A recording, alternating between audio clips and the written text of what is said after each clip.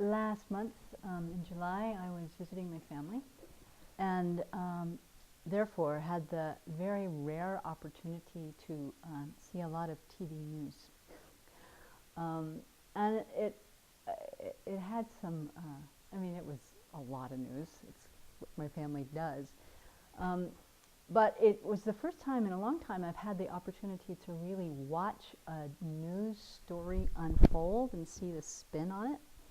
So people may or may not have heard about this thing where President Obama said to a group of entrepreneurs this catchphrase, if you have a business, you didn't build that.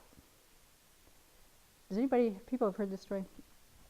So I heard the speech, and I wanted to talk about it because the speech struck me so strongly, and what's been done with it since it happened is a whole other thing. But just because I wanted to share with the community, this is what the president said. I wanted to see if this sounds familiar. He says, look, if you've been successful, you didn't get there on your own. He said, I'm always struck by people who think, well, it must be because I was so smart. Well, there's a lot of smart people out there. It must be because I worked harder than everybody else. Let me tell you something, there are a whole bunch of hardworking people out there. If you were successful, somebody along the line gave you some help.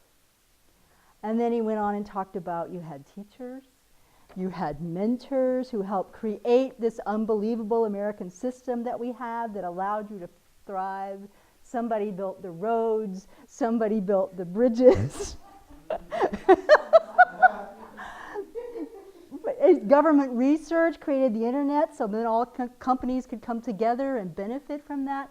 He gave this meditation on the kindness of others, point by point by point, to these entrepreneurs, saying all of us are in this together and all of us are completely dependent on everyone else. And so his point being, and so we give back. It's part of our wishing to repay the kindness of others that we also give back to society. The point is, it was his bottom line, when we succeed, succeed because of our individual initiative, but also because we do things together. So his, the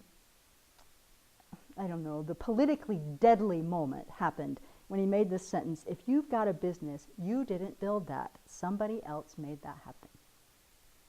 So that's the clip that's been pulled out and aired over and over and over and over. And there's political commercials about how he doesn't understand how business happens. And it's just been this huge slam thing. And his deadly mistake was he didn't say, if you've got a business, you didn't build that by yourself.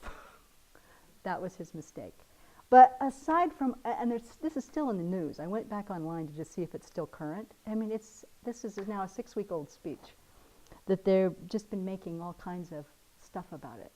But the thing for me that I think is interesting for us to think about is when the President of the United States is giving a nationally aired meditation on the kindness of others.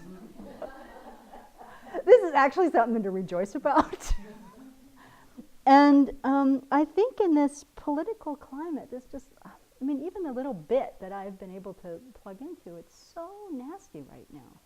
But I think that going back to this very thing about the kindness of others and our interrelationship in terms of the government, our interrelationships in terms of being a nation, our interrelationships in terms of our global economies, that this is actually somehow the way that we survive the negativity that's going on in the world today, is to just keep coming back to this most basic understanding that's so easy for me to lose sight of moment by moment by moment, but to remind ourselves again and again and again and again that we didn't do any of it by ourselves. Nothing. Not a single solitary thing that we have, do, are, experience, none of it do we do it alone.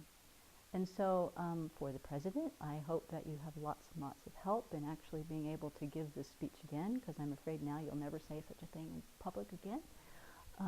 But may that sentiment actually pervade our government, however it gets run, whoever ends up winning, because it is said that Mitt Romney said the same thing about the Olympics that he headed. The same speech about none of you athletes got here on your own. You all depended on trainers. You all depended on people who supported you. You all depended on the Olympic Committee that made this happen. So it's in our minds. This is not an alien concept, although he's been called a Marxist. Anyway, so I'm just wishing that this very thought and this very line of thinking can be continued and really become a part of our national conversation, as well as our personal private meditation that will help us understand each other and create much more kindness, appreciation, gratitude, and therefore repaying that with love and developing our compassion in return.